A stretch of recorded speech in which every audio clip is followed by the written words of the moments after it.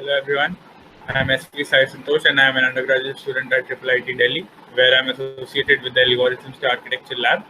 My interests include reconfigurable computing and hardware acceleration, and I'll today be presenting our paper on reconfigurable and computationally efficient architectures on multi-armed bandit algorithms. Before moving on further to the multi-armed bandit algorithms, I'd like to explain the exploration versus exploitation trade-off. Imagine you are the owner of a website and a company gives you a bunch of ads that they want you to display to a user whenever he or she connects to your web page. They say you'll get paid if the customer clicks the ad that displayed to you. So you found this great ad that's getting clicked by a lot of users. So you might want to exploit that very ad by displaying it to all the users. But hold on, there's a good chance that there's a better ad in the bunch. At the same time, the chances of you encountering a bad ad are also pretty high. This is the exploration versus exploitation dilemma. That is, you don't know if you want to exploit the ad that you found or you want to explore for potential better ads. So what's the multi-armed bandit problem? Each ad in the bunch has its own probability distribution of success. And by success, I mean the user clicks the ad, and by failure, I mean the user doesn't click the ad. So displaying any one of the ads from the bunch gives you a stochastic reward of either 1 that is for success and 0 for a failure. So your task is to find an optimal strategy that will give you the highest reward, that is the highest number of clicks and the more money in the long run without the prior knowledge of the performance of each of the ads. So suppose K is the number of ads in the bunch, and each time a user connects to a web page that makes round, we have a total of n rounds. And ad K gives a reward of 1 if the user clicks it and 0 if the user doesn't click it. So this whole problem statement might look like this equation. So you want to maximize the total reward for all ads over n iterations. So one idea can be to use an optimal strategy that can help in exploiting better performing ads while also exploring other ads for potential better ads. This is what the upper confidence bound algorithms try to do. So what's the upper confidence bound it uses? Suppose X is the number of rewards of ad K up to round n, and T is the number of times ad K was selected up to round n. And alpha is the exploration factor, that is the aggression by which you want to explore for potentially better ads. At the start, all ads have the same observed value and confidence bound Q that is given by the equation x by t plus square root of log n by t. Then the algorithm creates the confidence bound for each ad and it starts randomly picking ads. So now two things can happen. The user might click the ad or user might not click the ad that's displayed to them. If the user doesn't click the ad, the observed average, that is x by t, will go down, and hence the confidence bound will go down. And if the user clicks the ad, the observed average goes up, and hence the confidence bound also goes up. But hold on, exploiting the best ad decreases its confidence bound because of the term alpha log n by t, which is inversely proportional to t. That is, if we keep exploiting the ad, then the log n by t term will go down, and hence the confidence bound will also go down. So the process. At each round n, consider two numbers for each of the ads k. T of kn, number of times the ad k was selected up to round n, and x, that is the sum of rewards of ad k up to round n. From these two numbers, you first compute the average reward of ad k, that is given by x divided by t, and the confidence interval at round k, that is given by square root of alpha log n by t. And then you add up the average value and the confidence interval and select the ad which has the maximum upper confidence bound, which is given by the sum of the average value and the confidence interval. So some of the upper confidence bound we'd like to talk about in this paper are the basic upper confidence bound that has been shown in the previous slide, the one with variance estimation as can be seen as it calculates the variance for each of the ads also, and the one with optimal constant tuning. There are a lot of other algorithms, but we like to stick to these three in the paper. So here's a contribution. The usefulness of MAB algorithms in robotics, IoT, and wireless applications with strict latency constraints demand efficient mapping of the to an area and power efficient architecture, and also tight integration with the physical layer algorithms. Hence, these applications demand shifting of these algorithms from the traditional MAC layer to the physical layer so as to meet the stringent latency and area power constraints. So understanding these requirements, we efficiently map the multi-armed bandit algorithms to the physical layer via hardware-software co-design approach without actually compromising on power. Also, various works have shown that a single UCB algorithm may not give optimal performance in all constraints and scenarios.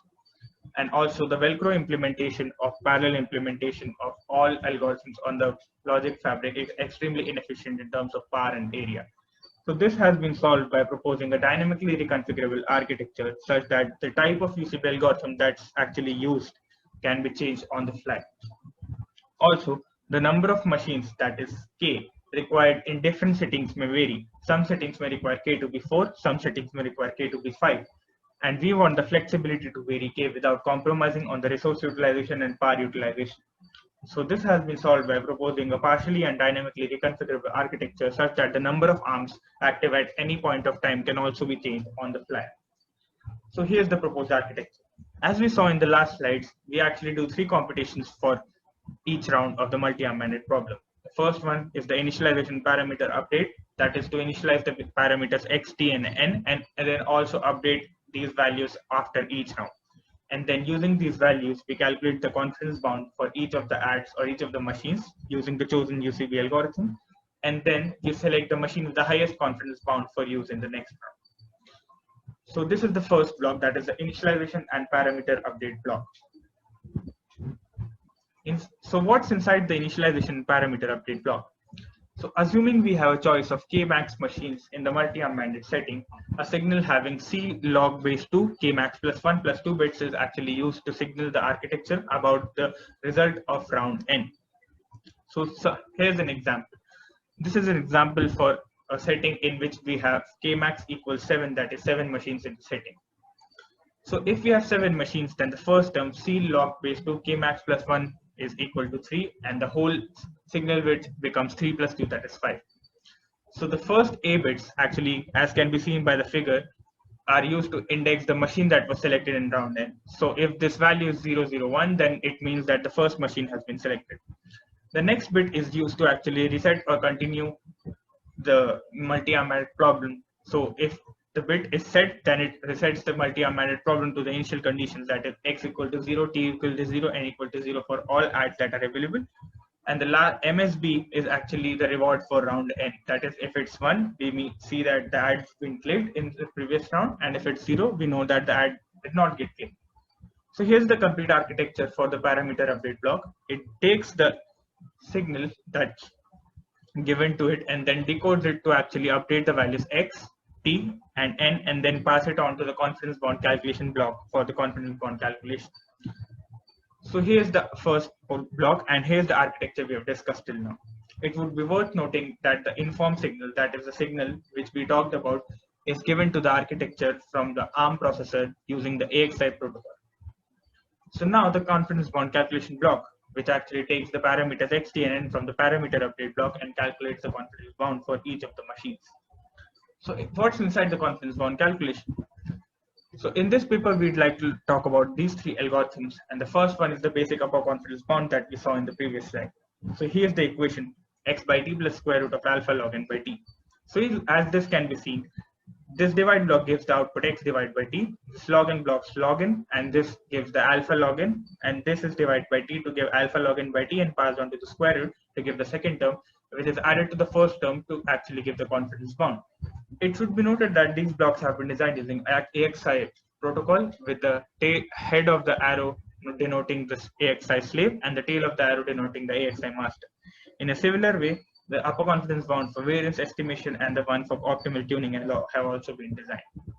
So here's the architecture we have discussed till now. So the confidence bound calculation would pass on all the upper confidence bound values to the next block, that is the machine selection block. So what this machine selection block does, the machine selection block actually selects the machine having the highest confidence bound. So its architecture looks something like this, and the M denotes the master in the AXI protocol and S denotes the slave in the AXI protocol. So this example has been shown for 4 available machines, and then it outputs the machine having the highest upper confidence bound value. So here's the total final architecture that we can see.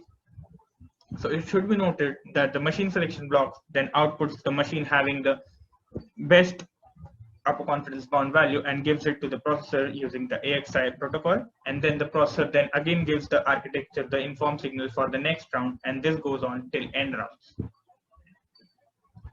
So here's the final architecture that we have been talking about. So how does it provide the on-the-fly reconfigurability?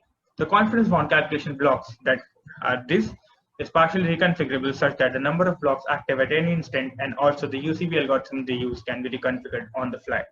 So suppose this is an example for 4 machines, but what if there's a setting that requires only 2 machines? Easy. You can just switch 2 of the blocks off and the circuit would just work fine while using the resources and power for only 2 blocks instead of actual 4 blocks. So here's the comparison for the Velcro and the proposed approach. Assuming we have a maximum of 4 machines and only a single algorithm option available, if all the arms were actually active, that is case 1, the number of calculation blocks used in the Velcro approach is 4 and the number of blocks used in the proposed approach is also 4. But what if only 3 machines are active? Then the Velcro approach actually still uses 4, but the proposed approach actually uses only 3 calculation blocks. And this difference will increase with the maximum number of arms available in the problem setting. But now, what if we have 4 machines in the problem setting, but then also 3 algorithm options available to you, and we want the ability to switch between algorithms on the fly? So a case with all machines active. The number of active calculation blocks in the Velcro approach would go on 12, but the number of blocks in the proposed approach would still be 4. And also, if only 3 machines were active, the number of blocks the Velcro approach uses 12 as compared to the 3 used by the proposed approach. And this difference will also increase drastically with increase in the number of maximum number of arms available in the setting. So now something about the functional analysis. So considering a probability distribution with 4 machines, that is the probability for success of each of the machines. In the first distribution is 0.4, 5, 6, and 7. And as can be seen from the plot above, the proposed architecture actually chooses the best machine, that is the machine with success of 0.7 the most number of times. And in the second probability distribution, the machine actually selects the architecture actually selects the machine having the highest probability, that is 0.85. And hence the proposed architecture actually consistently selects the best machine and gives a reward of actually which is very close to the ideal case, that is if we were to select the best machine in all the rounds without actually the prior knowledge of the probability of success of each of the machines. And now the resource utilization from the proposed approach versus the Velcro approach. Considering an MAB setting with 4 machines and a choice of 3 algorithms, that is UCB, UCBT, and UCBV, we can see that onboard end utilization is actually pretty high in the Velcro approach because it's not reconfigurable on the fly, and hence it demands the parallel implementation of all algorithms for all machines on the logic fabric at once, as compared to the proposed approach that is partially reconfigured. And same is the results with the flip-flop and DSP utilization for the proposed architecture and the Velcro architecture. As can be seen, the proposed architecture results in huge savings in terms of resources, and because of the huge savings in resources, it also saves the dynamic power consumed by the setting. And this is the case for Kmax equal to 4. The savings will only increase drastically in real-life settings for wireless applications with Kmax in order of 20s or 30s. So now the latency. Considering MAB setting with 4 machines, so here's the latency for the UCB calculation. As can be seen, the UCB calculation is much lower for the proposed approach as compared to the current approach, that's the MAB layer implementation. This is because of the parallel implementation of all the upper confidence bound values in the proposed approach as compared to sequential calculation in the current approach, that results in the increase of the calculation or execution time with increase in the number of active arms in the problem setting. And the same can be seen for UCBV algorithm and also the UCBT algorithm. But the UCBV and T take more time as compared to the UCB algorithm because of their complexity. As can be seen, the proposed architecture results in huge savings in terms of latency because of the parallel calculation. And this is the case with Kmax equals 4. In real life settings with Kmax in order of 20s or 30s, the savings will only increase. So now we compare the throughput for the proposed approach versus the current software approach. Considering randomly generated probability distributions mu1, mu2, mu3, we use the proposed architecture in wireless radios for MAB-based channel selection for throughput maximization. That is, the channels are the arms in this case. So we also compare one algorithm named epsilon greedy, which is one of the heuristic algorithms popularly used in wireless networks. So it must be noted that the throughput here refers to the number of bits transmitted per second. As can be seen for epsilon greedy approach, the proposed architecture actually gives a significantly higher throughput as compared to the current approach, and the same is the case with UCB and UCBT. It should be noted that UCB and UCB give better performance as compared to the epsilon greedy approach because they help in the selection of optimal channels better. So here's the conclusion. The proposed architecture gives significantly higher throughput as compared to the current architecture because of the less latency of the proposed architecture as compared to the MACLAR implementation, and also the ability of the channel architecture to actually select the best machine without the prior knowledge of the performance of each of the machines.